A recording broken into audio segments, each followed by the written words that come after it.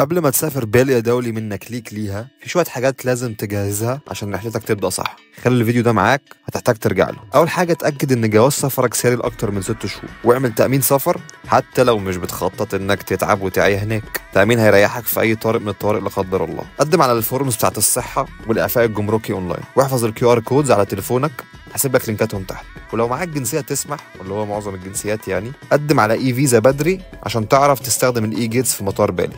توفر على نفسك 45 دقيقة في طابور الجوازات. الفيزا بحوالي $35، ويفضل تقدم من بدري 3 أسابيع أو شهر قبل السفر عشان تأمن نفسك من أي غدر. بعدها نزل تطبيقين مهمين واللي هيكونوا دراعتك اليمين والشمال، جراب وجوجيك، ودول هتستخدمهم للتنقلات وللدليفري هناك. المطار هناك بيكون زحمة، فاعمل حسابك يكون في تاكسي مستنيك من جراب أو جوجيك. وما تنساش شنطة الطوارئ، بنادول، حبوب فحم وبروبيوتيك. وبعدي على أمازون بالمرة، هات أدابتر او محول الفيش، فلتر ميه وده اساسي، وسيرش بروتكتور عشان لو الكهرباء غطرت اجهزتك ما تروحش فيها. المطار هناك فيه واي فاي بس ضعيف، فخدوا معاكم سيم زي ايرالو عشان يبقى معاكم انترنت من اول لحظه تنزلوا فيها البلد.